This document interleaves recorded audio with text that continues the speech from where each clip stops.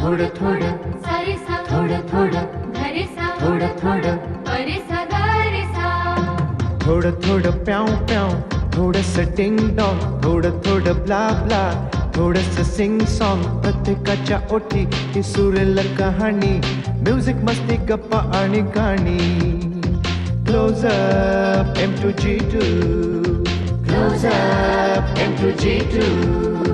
ला ला ला ला ला, ला ला ला ला ला ला, ला ला ला ला ला ला, ला ला ला ला ला.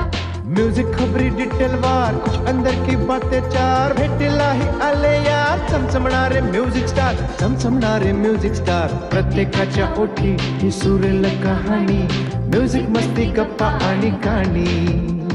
Close up M2G2, close up M2G2. आज आपल्या क्लोजअप गप्पांमध्ये आपण भेटणार आहोत पॉप गायक नंदू भेंडे यांना. Please welcome Nandu Bhende.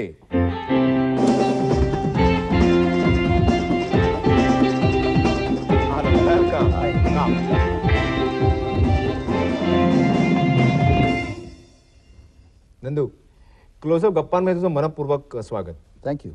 मंडळी, मी जेव्हा माझा गारवा हा अल्बम रिलीज केला तेव्हा खूप लोकांना असं वाटलं की मिलिंद इंगळे यांनी मराठीमध्ये पहिल्यांदा काहीतरी पॉप आणलंय, पॉप अल्बम आहे आणि हा मराठी पॉप गायक पहिलाच पॉप गायक आहे.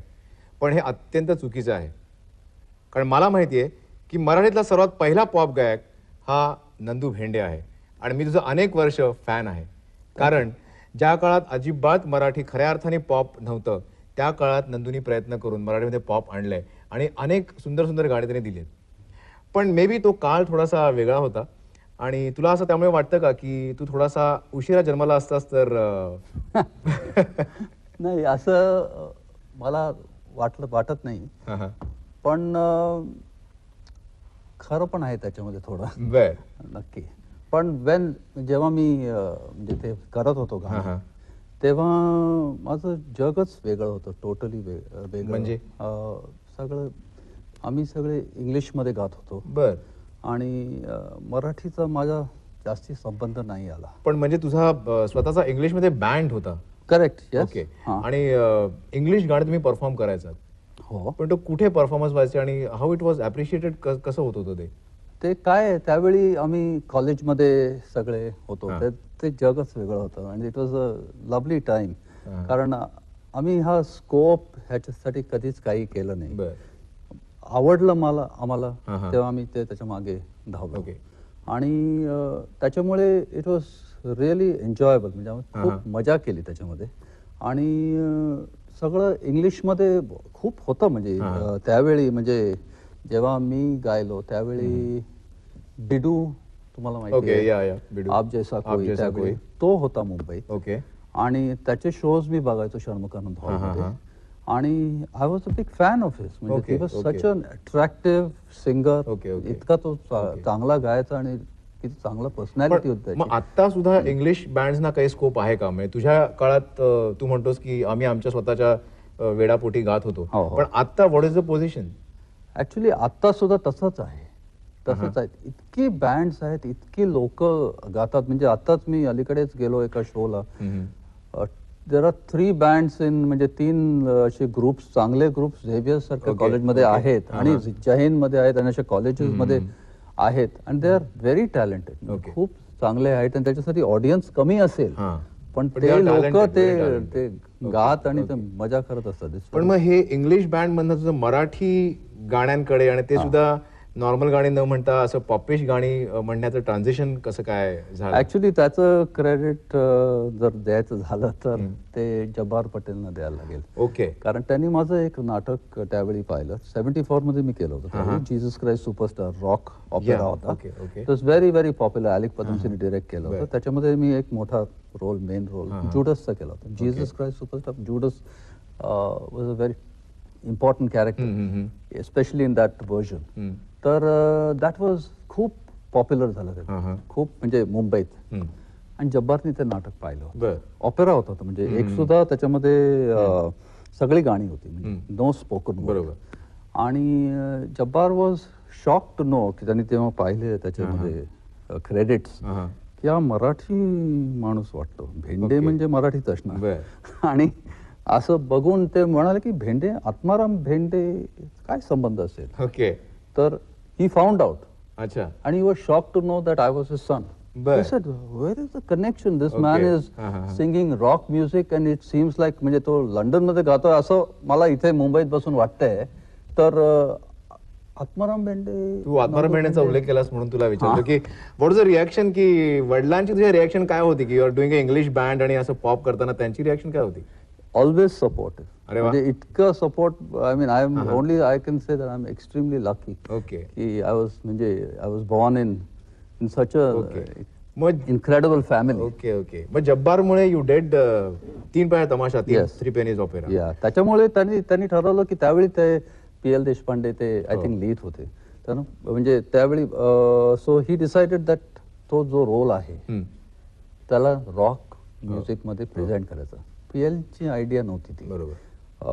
जब्बार थॉट की आपण हे असं करूया की तो जो रोल आहे हा. मॅकीचा थ्री पेनी ऑपेरा मधला तो आपण रॉक मध्ये करूया. एक झीनत म्हणून ते वेश्या आहेत ते आपण कवाली आणि ठुमरी आणि ह्याच्यामध्ये मला करूया, माहितीये गझल कारण मध्ये तो करूया. आपल्याला माहिती म्हणून सांगतो की तीन पाया तमाशा हे मला वाटतं 75 नो 78 78 मध्ये सुरू झालं. 78 मध्ये सुरू झालं आणि आम्ही म्हणजे प्रचंड वेळेला मी पाहिलेलं. मी त्याच्यात मे बी शाळेत किंवा कॉलेजमध्ये असेल त्यावेळेला इतक्या वर्षापूर्वी, आणि इतका मी फॅन होतो याचा की आम्ही जवळजवळ 5-6 वेळा ते नाटक सतत लागलं की पाहायला जायचो.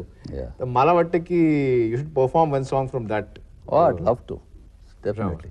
एक चिमुकली होती खोली इवली केविलवाणी, त्या खोलीतील होतो राजा अंती होती माझी राणी. ओठावरती होती गाणी होता इश्क बहार. नवती चिंता होती एकच कशी टळेल दुपार. सीनतची अन माझी आमची प्रीत पुराणी, त्याची ऐका आता कहाणी. आमची प्रीत पुराणी, त्याची ऐका आता कहाणी. आमची प्रीत पुराणी. लढवून डोके सांगितले मी तिजला काय विकावे. निसर्ग निर्मित भांडवलावर 4 घास मिळवावे. त्या घासातील 2 तिचे अन 2 तिनी मज द्यावे. सौद्या पोटी दुष्टापासून मी तिजला रक्षावे. सीनतची अन माझी प्रीत पुराणी, त्याची ऐका आता कहाणी. आमची प्रीत पुराणी, त्याची ऐका आता कहाणी. आमची प्रीत पुराणी. क्या बात आहे. मंडळी, ज्याने तीन पाया तमाशा बघितलाय पूर्वी त्यांच्या आठवणी नक्कीच जागा झाल्या असतील. पण तू मला सांग की तुझी ही जी गाण्याची स्टाईल आहे ती आत्ता सुद्धा कुठल्याही गायकांच्याकडे नाहीये. तेव्हा अशा काही गायक तुझ्याकडे आले तर त्यांना गायडन्स म्हणून तुझी काही करायची इच्छा आहे का?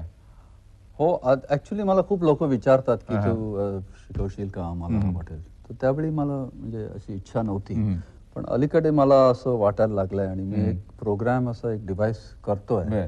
It is more like a vocal coach म्हणून असं. म्हणजे आपलं कसं फुटबॉल कोच असतो, क्रिकेट कोच असतो, तशी कॉन्सेप्ट परदेशी खूप कॉमन आहे, स्पेशली सिंगर्स मध्ये, की सिंगर्सना असं कोचिंग द्यावं. त्यावेळी म्हणजे तुम्ही गाणार आहात शो साठी किंवा रेकॉर्डिंग साठी, त्याच्या आधी त्या गाण्याचं टोटल कसं करायचं, that kind of thing. It is not only style एक भाग असतो तो स्वतःचा, that you should try and get out. तुमची जी स्टाईल आहे ती, पण ते कसं प्रॉपरली प्रेझेंट करावं किंवा कसा आवाजाची काळजी घ्यावी, खूप गोष्टी आहेत. इतक्या गोष्टी आहेत थ्रू एक्सपिरियन्स आणि अशा शिकण्यासारखे, इम्प्रूव्ह करण्यासाठी आवाज रेंज इम्प्रूव्ह करण्यासाठी, क्वालिटी इम्प्रूव्ह करण्यासाठी. मला वाटतं की आत्ताच्या तरुण गायकांनी नक्कीच याचा फायदा घेतला पाहिजे. ह्या कोच हा जो कॉन्सेप्ट आहे त्याचा.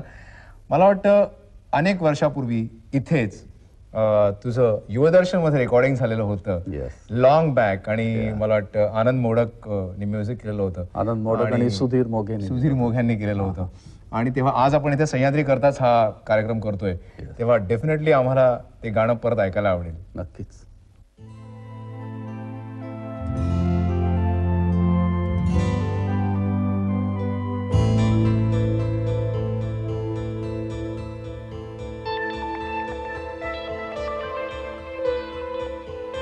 तुझ्या माझ्या सहवासाचा योग आपल्या कुंडली कुठून लागला ही नारी संध्याकाळ ही सुखाची सबर हा जगास वेध कसा जमला तुझ्या माझ्या सहवासाचा योग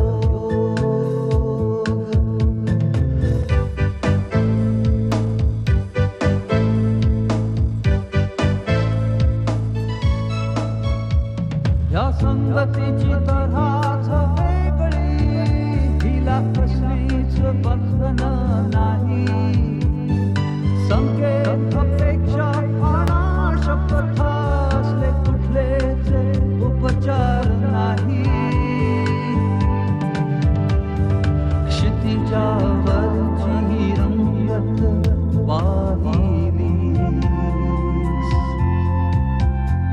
तशीच ही संगत ही सहज बोलते तितकीच उत्कट तितकीच